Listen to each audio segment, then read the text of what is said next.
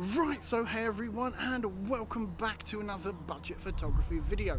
Yes, it does look like I'm wearing sunglasses in an overcast day. That's because I have, I think they're called bifocals or something like that. The reactions, they change with the amount of light outside. So one minute I might have quite dark lenses and the next I won't. Anyway, putting that aside, so it is 2024 and a lot of photographers are finally making the switch from DSLRs to full frame or cropped mirrorless cameras, saving them weight and saving their bags. I know that for me, carrying a mirrorless camera has kind of shaved some weight off, but I've just kind of replaced it with more glass, so I've not really saved my bag, I've just added, but I can add more glass, meaning, well, better shots. Anyway, so if you're coming from a DSLR to a mirrorless camera, you're not really going to be sure about what to get. So let me introduce you to the EOS RP, Canon's Diet R, I'm going to call it. The Diet R, because that's kind of what it is. Everything about the EOS R is just kind of dulled down.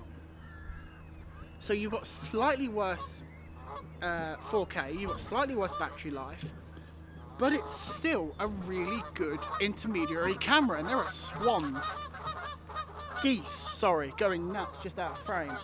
I'm really sorry. Not a lot I can do about that. Anyway, trying to move on. So this was my first full frame mirrorless camera. I've had mirrorless cameras in the past. I had a Micro Four Thirds Lumix, but never a full frame one. And this was my first. Now, at the time, for me, it was great. And it's not for me anymore. I need something more along the lines of what I'm filming on, the Canon EOS R6. It's something more professional, it is something that offers more features, and more importantly for me, better battery life. And I really hope that last statement is true, because I didn't fully charge the battery in this, so I'm hoping it lasts enough while I film. So we have a 26 megapixel full frame CMOS sensor with an ISO range of 100 to 400,000, 4,000, something like that, with 4K 30 FPS. In a really small, like ridiculously small, thin, ignore the Manthorto tripod mount, ridiculously thin mirrorless body. Now, with a thin body like this, it comes with some compromises, and then compromises are probably one of its worst things, and that is the poor battery life. Now, yes, this battery in particular is a third-party battery. It's not made by Canon, but even still, the battery life on this camera, because of it's such a, it's such a small camera, it's such a thin profile that, take that off. It's such a small profile that they didn't really have enough room for the famous LPE6 battery, which I kind of get, because this isn't designed for the professional market. This is designed at the person coming from the DSLRs to go to mirrorless, because they're not meant to get, you're not meant to go from something like, I don't know, say a 1D, no, not 1DX, I don't know, say a 5D Mark III maybe, and then to the R6, although then again maybe the R it's kind of like I'm trying to figure out how to describe where this camera sits in the market, because, or no, what I mean is I'm trying to describe what camera you're coming from if you're buying one of these.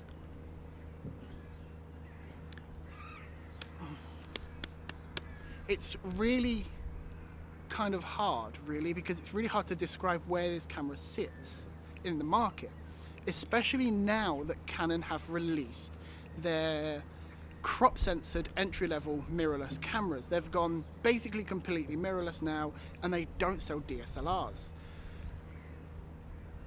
So it's really hard to figure out where the RP sits in the market.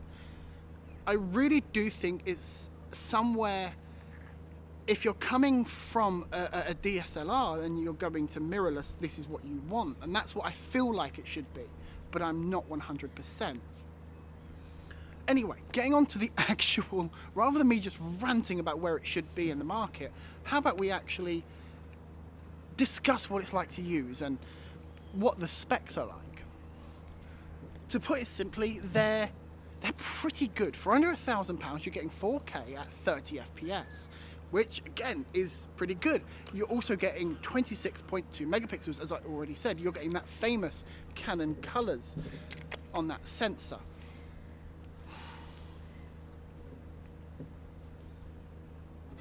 But it's that battery life again. The pictures look good, the video looks good, but that battery life is a massive factor, and I can't get away from it. I really can't. You are going to need another battery, not just one like that. You're going to need two, maybe even three. Two definitely if you're just shooting throughout the day. Maybe one if you're just kind of happy snapping around. But if you're actually shooting any video, kind of like I am, well, no, maybe not even like I am, but if you're shooting any video that say you go on holiday, you're not really going to be able to get much photos and videos done, which is a real shame because this actually is a powerhouse. I mean, as I said, it's got 4K 30. Now, there are no log settings, unfortunately, but I think log on something like this would be kind of stupid because then it would have a mixed identity. At the moment, it knows kind of where it stands, kind of a middle ground. But if it had log, it would be kind of bad battery, but good video. Whereas at the moment, it's bad battery and okay video. I do wish it had 4K 60 though, but it is what it is. But you can get 60 FPS if you knock it down to 1080p. The actual feel of the camera in the hand it's okay. Now, bear in mind, I've got big, massive hands right here. Look at them big sausage fingers, so you will have to excuse that. But as someone with big hands, my finger, my little pinky, my little finger here, look, it sits underneath when I'm trying to shoot, which is really, really annoying. And so are them geese. Now, the grip itself, this itself is nice and deep. It's comfortable, it's decent. You can access the shutter button, you can access the little dial at the top.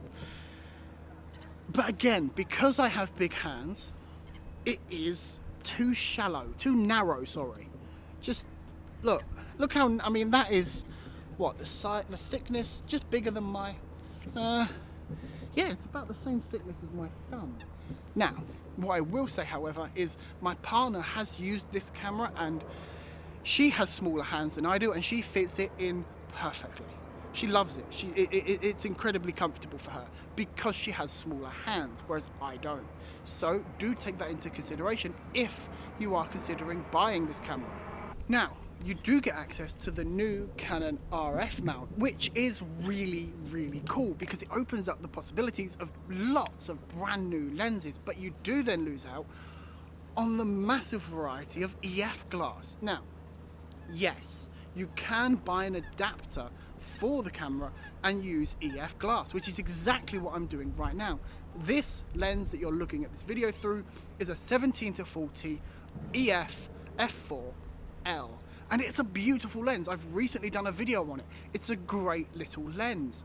And you can pick it up for ridiculously cheap. And you know what, actually? I've got the kit lens as well. Not with this, I brought this separately. This cost me about £200.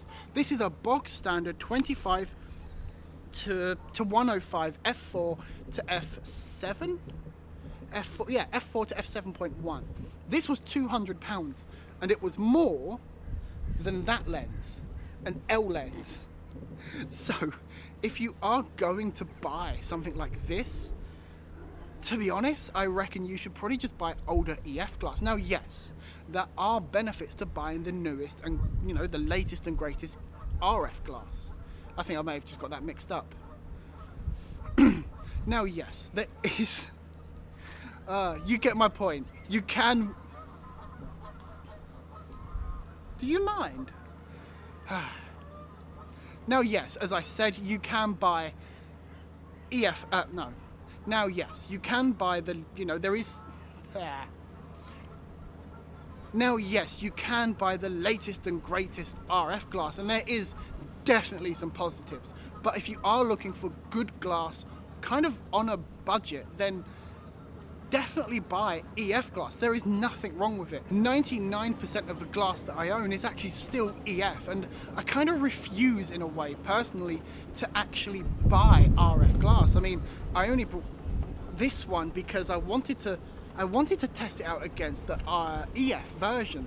I mean, yeah, fair enough, I was comparing it to an L lens, but I wanted to see if this kit lens was better than an old L lens, and there were pros and cons to each. You'll have to go and have a look at that video to find out what I thought. But now I do want to touch again on the battery issues that this thing has, because it's a negative that the batteries are so underpowered, but what you can also get is one of these. Now this one is from Amazon, and I can't remember how much I paid for it, but I love this because what you can do is you can take your battery, when I can get it out of the camera, there we go, you can take your battery from your RP and you can place it in this dock, and it charges with USB micro and USB-C. Now you're probably thinking, well yes, most things charge with USB-C. Well, mainly not cameras. Cameras can charge with USB-C, but it's a pain in the arse. At least that's what I think anyway. But this battery is so underpowered that you can plug this dock into a battery bank and just charge. It will take about half an hour to an hour, roughly, give or take, but if, let's say, you're driving to a shoot and you've forgotten to charge your batteries with an RP, you can just plug them into this dock and then plug in the battery bank, and you've got power to the camera nigh on immediately. And it's great. It's really good because you can then charge both of the batteries at once. So what do the images and the photos look like? Well, you know what? Now, I've taken a lot of pictures with this camera in the past and a lot of video. So why don't I, instead of, you know, just showing you some old stock pictures that I've taken, I take some more right now. Now, as I said, this does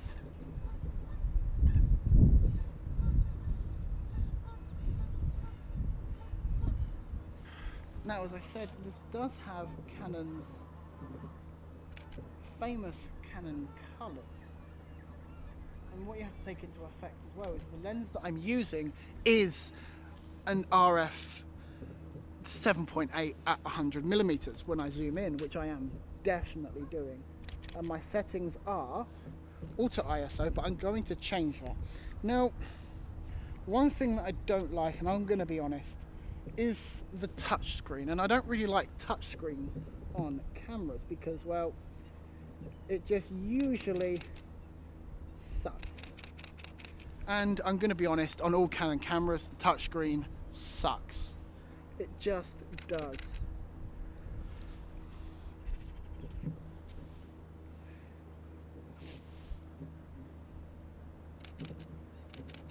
Now, as you probably can hear, you can hear the shutter. There is a silent shutter on this thing, which is great. But you can't change any of your settings. It is strictly auto, which is okay, I guess, really. You have to go into Scene Optimizer to get it. Choose Scene and then Silent Operation. And it then uses an electronic shutter. And you can just see, if I can get that, there we go. You can see kind of a, can you actually see it? You can just about see it.